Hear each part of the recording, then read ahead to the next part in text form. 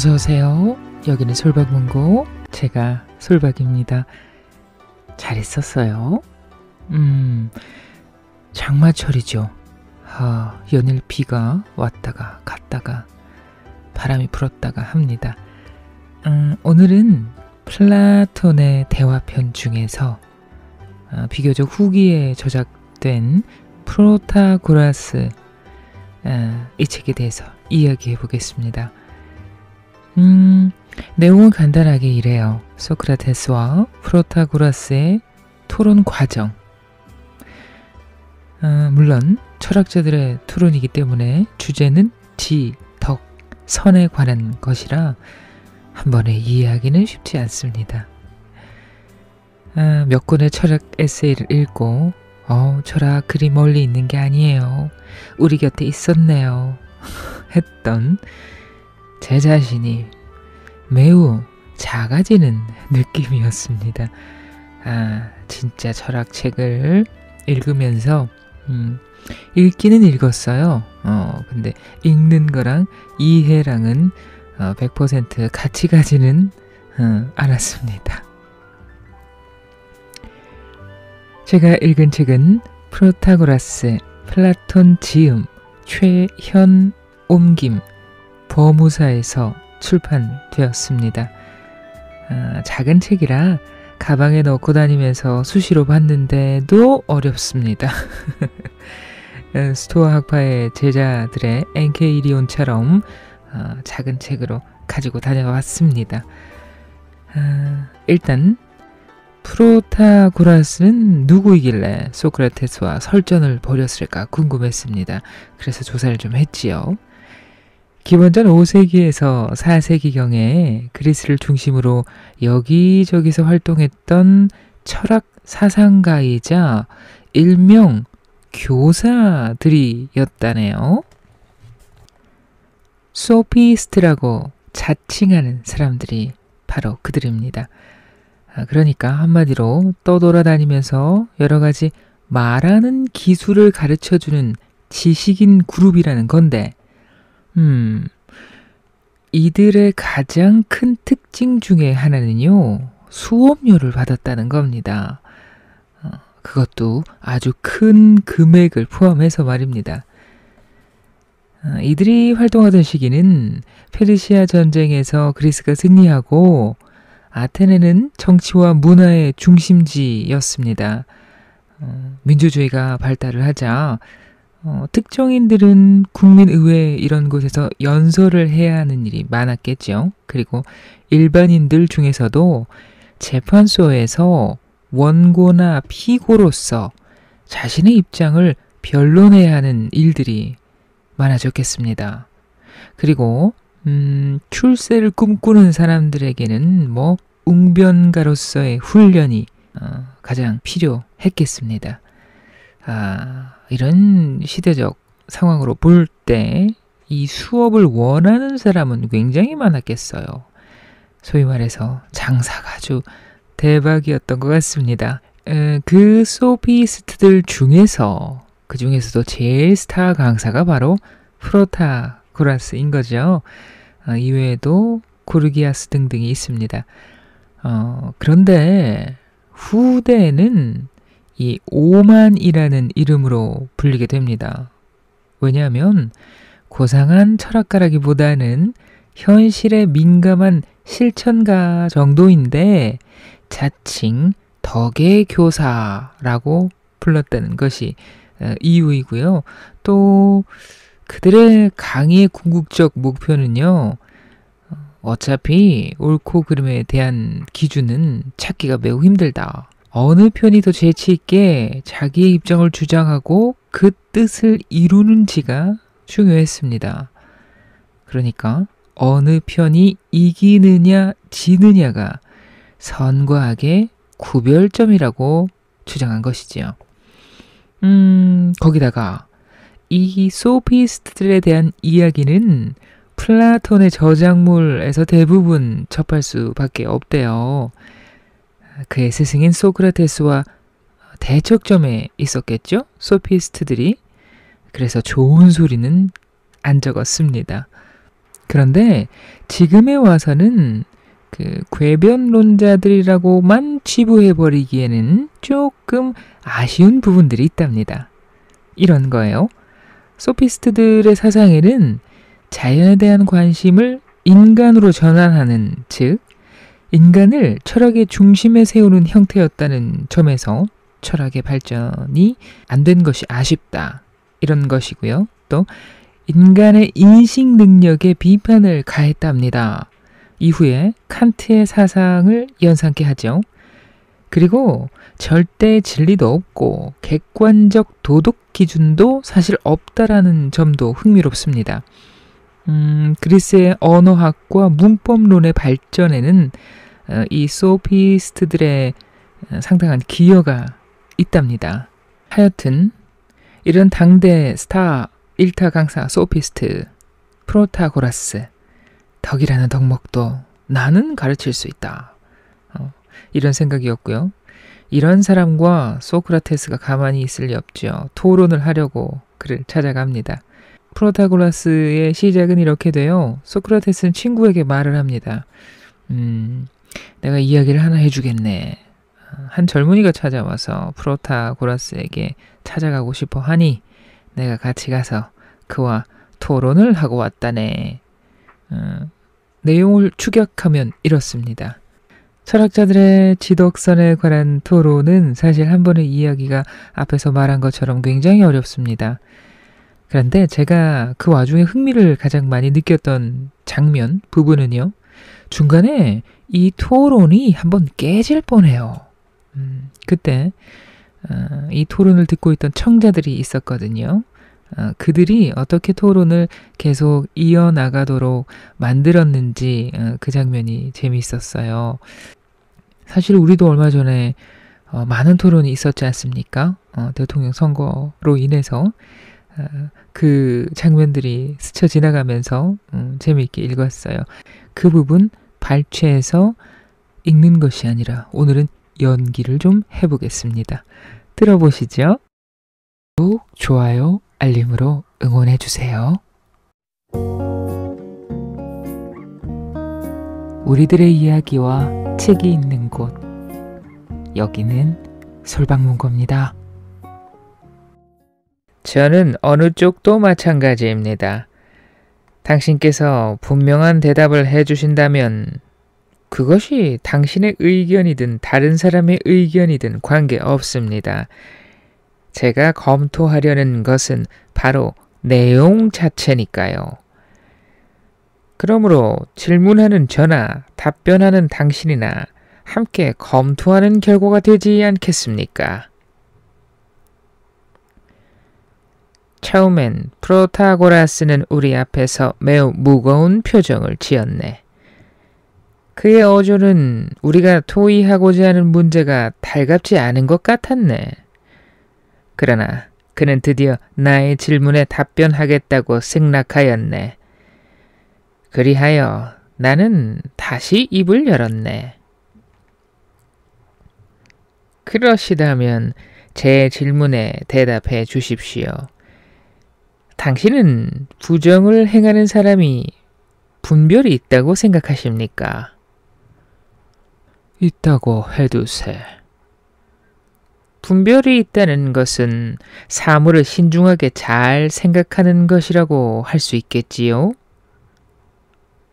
그렇다고 치세.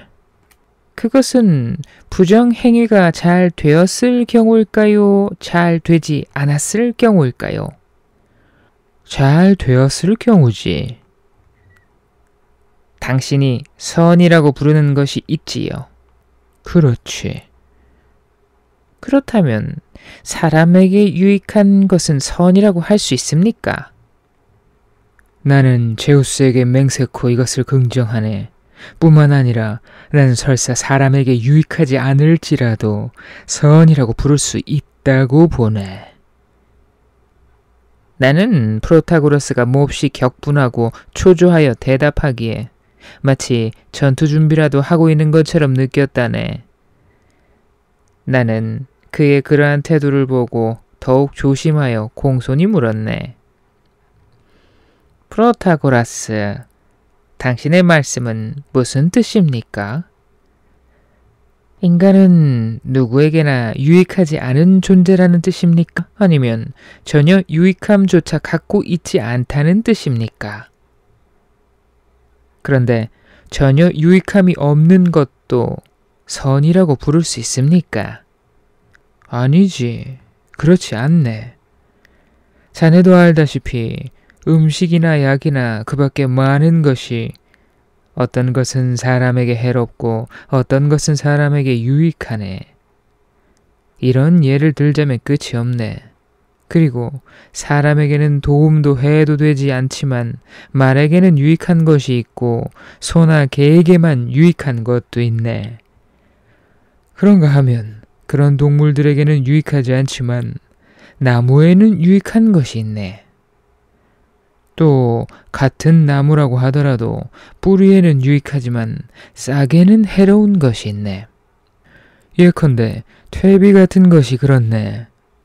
퇴비는 어떤 식물이든 그 뿌리에 주면 이롭지만 새싹이나 새 가지에 뿌리면 모두 말라버리게 되네.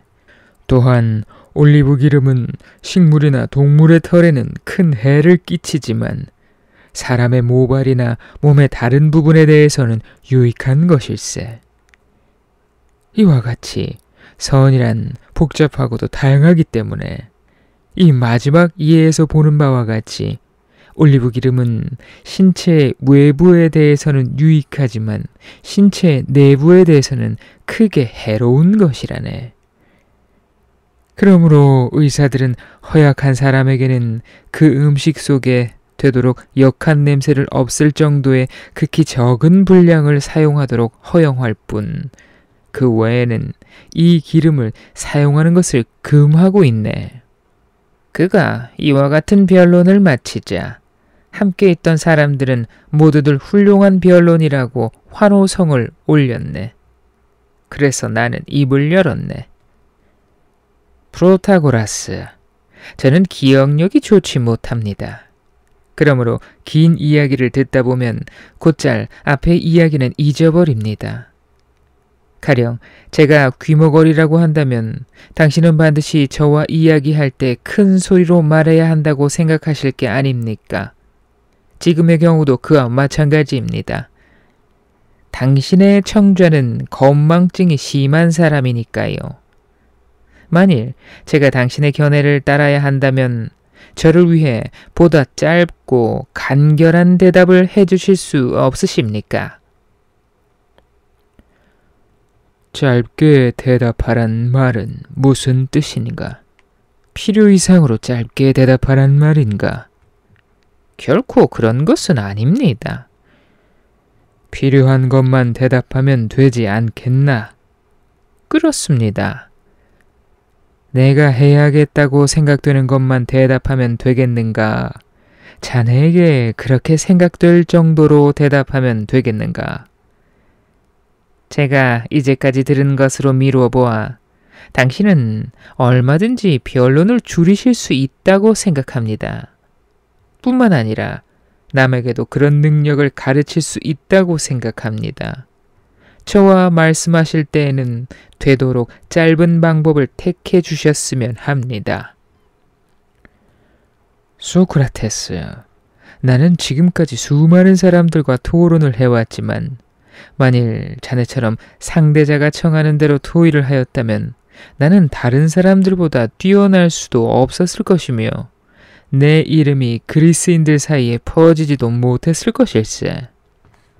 나는 그가 앞에서 나에게 답변한 것이 마음에 들지 않았다는 것을 눈치채고 될 수 있으면 대답만을 하여 대화를 피하려고 한다는 것을 알게 되었으므로 더 이상 그 자리에 있어도 신통치 않으리라고 생각되어 이렇게 말하였네. 프로타고라스, 저도 당신의 뜻을 거스르면서까지 이야기를 계속하고 싶지는 않습니다. 단지 당신이 제가 쫓아갈 수 있는 대화의 방법을 취할 의향이 있으셔야만 저는 비로소 당신과 대화를 나눌 수 있습니다. 세상 사람들이 당신에 대해 말하고 있는 것처럼, 그리고 당신 자신이 주장하는 것처럼 당신은 길게도 말씀하실 수 있고 짧게도 말씀하실 수 있으니까요. 당신은 지자요. 저는 길게 말씀하시는 데는 따라갈 능력이 없습니다. 하기는 그러한 능력도 갖고 싶습니다만, 그러므로 대화를 계속하기 위해서는 두 가지 능력을 갖고 계신 당신께서 양보해 주셔야 하지 않겠습니까? 그렇지만 당신은 그것을 거절하시고 저도 약속이 있어서 긴 말씀은 들을 수가 없습니다. 저는 가야 할 곳이 있어서 이만 실례하겠습니다. 다시 이상과 같은 이야기를 당신에게 듣게 되면 반드시 즐거우리라 생각합니다만, 나는 이렇게 말하고 일어서려고 하였네. 그러자 칼리아스가 한 손으로 내 손을 잡고 한 손으로는 내 옷깃을 잡으며 말하였네. 가시다니 안 됩니다. 당신이 가시면 우리는 토론을 계속할 수 없습니다. 제발 우리와 함께 머물러 주십시오. 당신과 프로타고라스가 주고받는 토론을 우리는 누구에게서 들을 수 없으니까요. 우리 모두에게 그런 즐거움을 주십시오. 나는 떠나려고 일어나면서 이렇게 말하였네. 나는 언제나 자네의 지식욕에 감탄하네만 지금도 그것을 찬양하고 사랑하네. 그러므로 자네의 청을 들어주고 싶은 생각이 간절하네. 그러나 자네의 청이란 바로 히메라 출신의 경주 선수 크리손이 전성기에 있을 때 그를 따라 달리라고 나에게 말하거나 또는 장거리 선수나 그 밖에 어떤 선수와 지루한 경주를 하여 뒤떨어지지 말라고 청하는 것과 마찬가지네. 나는 이렇게 말하고 싶네. 나는 자네의 청을 받기 전에 나 자신이 훨씬 더 그들을 따라 뛰고 싶다고 말일세. 그렇지만 내겐 그럴 능력이 없으니 부질없는 소망이 아니겠나. 그리고 만일 자네가 굳이 내가 크리손과 함께 달리는 것이 보고 싶다면 그에게 속력을 늦추도록 권고를 해주게. 나는 빨리 달릴 수 없지만 그는 천천히 달릴 수 있을 테니까. 그러므로 자네가 나와 프로타고라스의 이야기를 듣고 싶다면 그분에게 이렇게 부탁해야 하네. 그가 원하듯이 짧은 말로 묻는 것만 답해 주세요. 라고 말일세. 나는 토론이란 서로 말을 주고받음으로써 나누는 것이지 연설을 하는 것이라고는 생각하고 있지 않네. 그렇지만 생각해 보십시오. 프로타고라스는 그가 원하는 방법으로, 당신은 당신이 원하는 방법으로 말하기를 요구한다면 그것은 모두 정당한 것이 아니겠습니까? 칼리아스가 이렇게 말하자 알키비아데스가 그의 말을 받았네. 당신의 말씀은 옳지 않습니다, 칼리아스. 소크라테스는 스스로 긴 이야기에 익숙하지 못하다는 것을 인정하며 프로타고라스에게 양보하였습니다.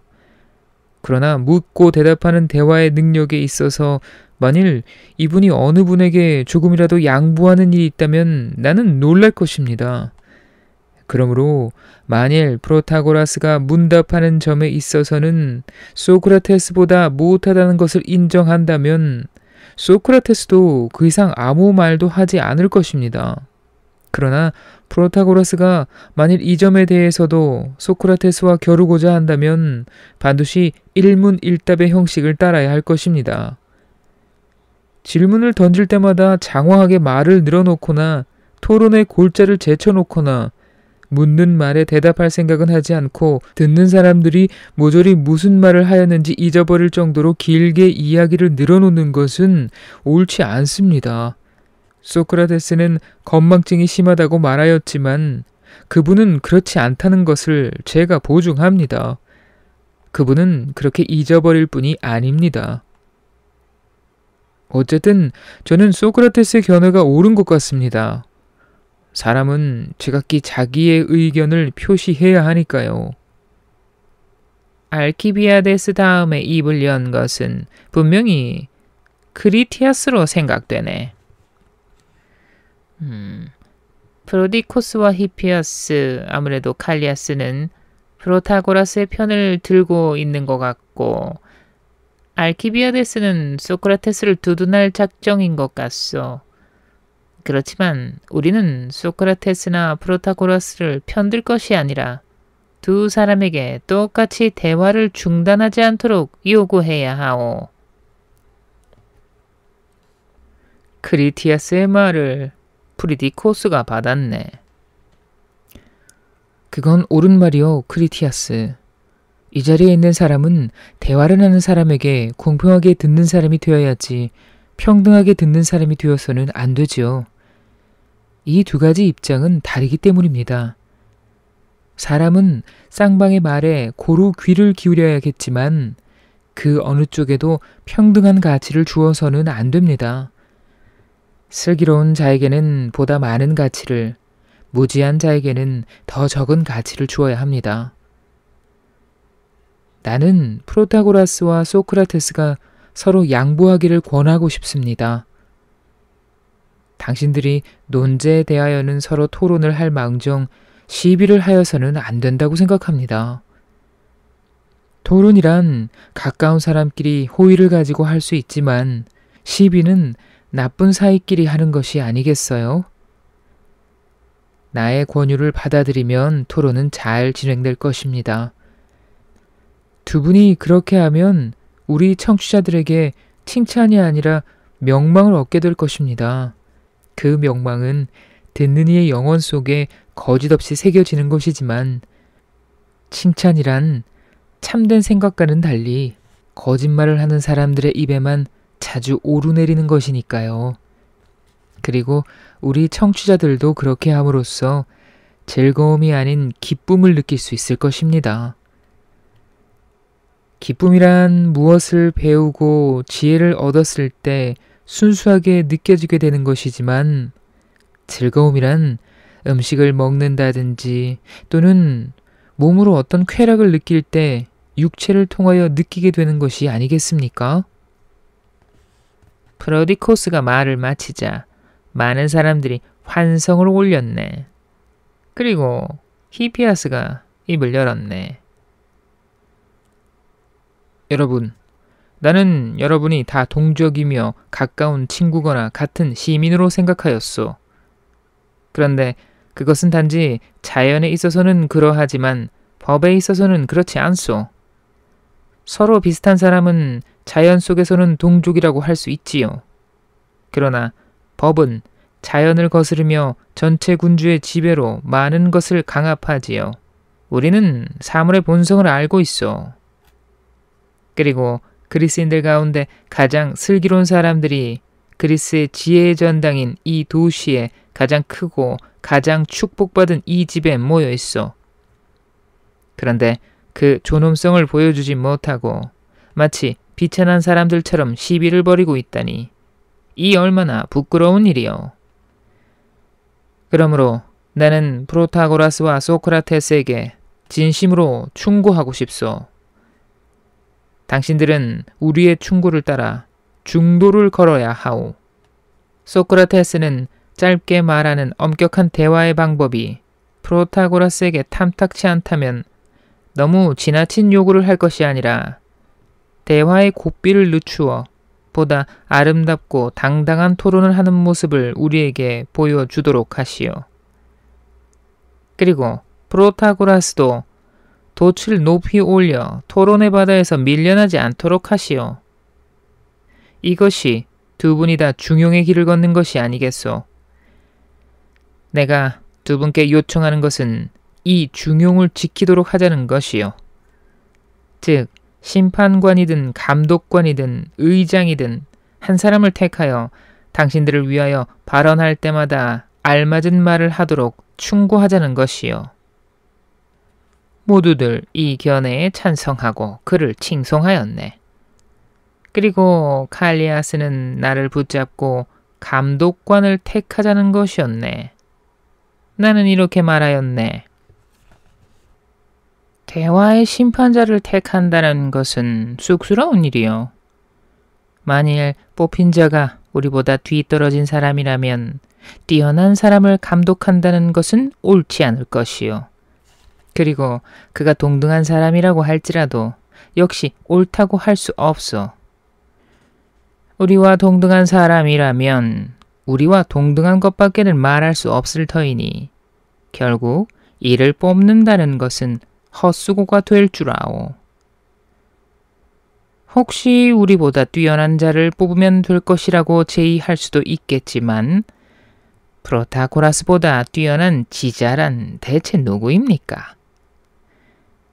그러므로 이것도 탁상공론이 됩니다. 그리고 만일 여러분이 실제로 뛰어나지 못한 사람을 우리를 심판할 사람으로 뽑았다면 그것 역시 프로타고라스를 모욕하는 것입니다. 이분의 존재를 무시하고 감독할 사람을 뽑는 것이니까요. 저의 경우라면 아무래도 상관은 없습니다만 그보다도 저는 여러분께서 우리의 대화를 원한다면 이렇게 하는 것이 어떨까 합니다. 즉, 프로타고라스가 대답하고 싶지 않다면 이분은 묻고 제가 대답을 하면서 대답하는 사람은 이렇게 대답해야 한다고 제 견해를 이분에게 제시하고 싶습니다. 그리고 제가 대답을 마치면 이번에는 이분이 같은 방법으로 제게 대답해 주셔야 합니다. 만일 이분이 문답에 성의가 없다고 생각된다면 마치 여러분께서 제게 청한 것처럼 대화를 중단하지 마십시오 하고 그분에게 청합시다. 감독관을 세울 필요는 전혀 없습니다. 여러분 전체가 감독하면 충분하니까요. 모두 이에 동의하였네.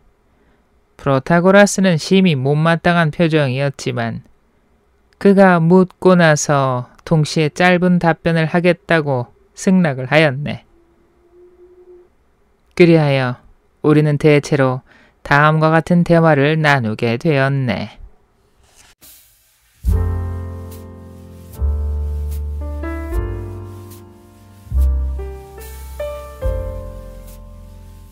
네, 책을 읽었습니다. 생각해볼 게 많네요. 평등 대 공평, 명망 대 칭찬, 또 즐거움 대 기쁨.